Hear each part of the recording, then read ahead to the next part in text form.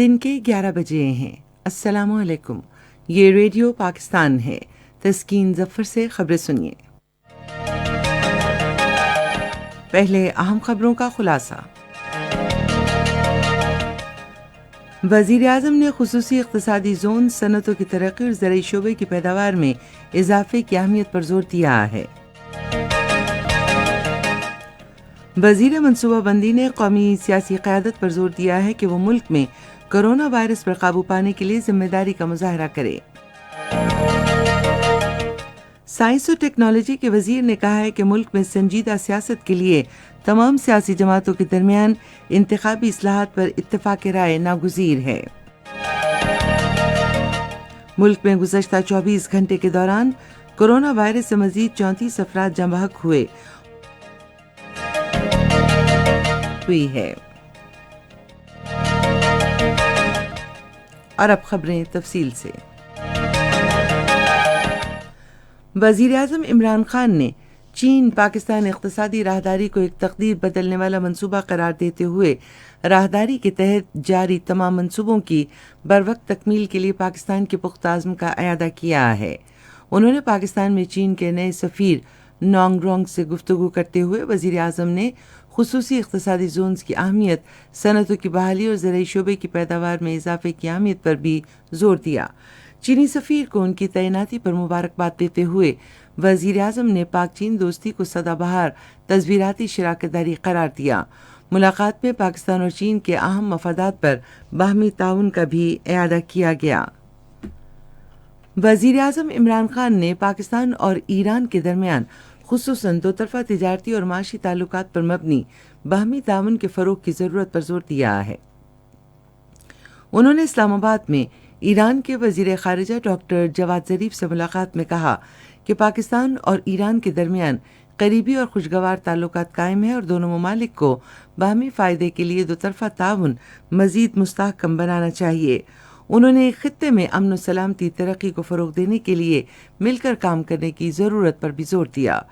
افغانستان میں امن و استحکام کے لیے پاکستان کی کوششوں کو اجاگر کرتے ہوئے وزیر اعظم نے کہا کہ افغان تنازع کا کوئی فوجی حل ممکن نہیں۔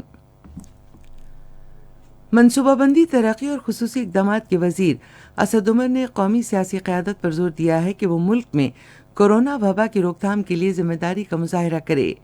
ایک ٹویٹ میں انہوں نے کہا کہ national command and control centre نے ایک مرتبہ پھر بڑے عوامی اجتماعات پر پابندی عائد کرنے کی سفارش کی ہے کیونکہ ملک میں کورونا وائرس کے مریضوں کی بڑھتی ہوئی تعداد کا فوری تقاضا ہے کہ عوامی جان و مال کے تحفظ کے لیے فوری اقدامات کیے جائیں۔ انہوں نے کہا کہ قومی رابطہ کمیٹی نے بڑے عوامی اجتماعات پر پابندی عائد کرنے کی سفارش پر غور و خوض کیا ہے، تاہم حتمی فیصلے کے لیے اتفاق رائے ضروری ہے۔ سائنس و ٹیکنالوجی کے وزیر فواد حسین چودھری نے کہا ہے کہ ملک میں سنجیدہ سیاست کے لیے تمام سیاسی جماعتوں کے درمیان انتخابی اصلاحات پر اتفاق رائے ناگزیر ہے۔ ایک نجی نیوز چینل سے گفتگو کرتے ہوئے انہوں نے کہا کہ اگرچہ یہ مشکل کام ہے، تاہم انتخابی اصلاحات پر اتفاق رائے نہ ہونا تمام سیاسی جماعتوں کی ناکامی ہے۔ انہوں نے سیاسی جماعتوں پر بھی زور دیا کہ وہ عوام کی صحت کے تحفظ کے لیے عوامی جلسے منسوخ کر دیں، کیونکہ کورونا وائرس کی خطرناک وبا کی روک تھام کے لیے ضروری ہے کہ ہر کوئی اس وبا سے بچاؤ کے قواعد و ضوابط پر عمل درآمد کرے۔ صحت کے بارے میں وزیر اعظم کے معاون خصوصی ڈاکٹر فیصل سلطان نے کہا ہے کہ کورونا وائرس کی دوسری لہر پر مشترکہ عزم اور بحیثیت قوم ذمہ داری کا مظاہرہ کرتے ہوئے قابو پایا جا سکتا ہے۔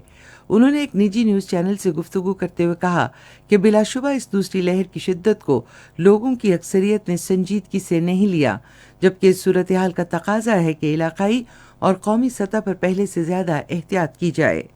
انہوں نے کہا کہ بیرونی سرگرمیاں محدود کرنے کے فیصلے سے وبا پر قابو پانے کے حکومتی عزم کی عکاسی ہوتی ہے۔ ملک میں گزشتہ 24 گھنٹے کے دوران کورونا وائرس سے مزید 34 افراد جاں بحق ہوئے اور 1808 افراد میں وائرس کی تشخیص ہوئی ہے۔ وائرس سے اب تک 3,20,849 مریض صحت یاب ہوئے ہیں۔ ملک میں کورونا کے 22,088 مریض ہسپتالوں میں زیر علاج ہیں۔ پاکستان نے جدہ کے قبرستان پر حملے کی شدید مذمت کی ہے، جس میں متعدد افراد زخمی ہوئے۔ دفتر خارجہ کے ترجمان زاہد حفیظ چودھری نے زخمیوں کی جلد صحتیابی کے لیے نیک خواہشات کا اظہار کرتے ہوئے کہا کہ اس طرح کی انتہا پسندانہ کارروائیاں قابل مذمت ہیں۔ انہوں نے کہا کہ پاکستان کی حکومت اور عوام سعودی عرب کے ساتھ کھڑے ہیں، اور انہوں نے سعودی سیکیورٹی فورسز کی بروقت کارروائی کو سراہا، جس کے نتیجے میں کوئی جانی نقصان نہیں ہوا۔ اقوام متحدہ نے کہا ہے کہ یمن میں وسیع پیمانے پر قحط کی روک تھام کے لیے ہنگامی بنیادوں پر اقدامات کی ضرورت ہے۔ انسانی امور کے لیے اقوام متحدہ کے معاون سیکرٹری جنرل نے عالمی ادارے کی سلامتی کونسل کو آگاہ کرتے ہوئے کہا کہ تازہ ترین اعداد و شمار کے مطابق متاثرہ علاقے میں شدید غذائی قلت کا سامنا ہے۔ اس کے ساتھ ہی خبریں ختم ہوئیں۔ مزید خبروں اور تجزیوں کے لیے ہماری ویب سائٹ ہے radio.gov.pk اور فیس بک کے link radio Pakistan news official پر براہ راست ویڈیو سٹریمنگ بھی آپ ملاحظہ کر سکتے ہیں۔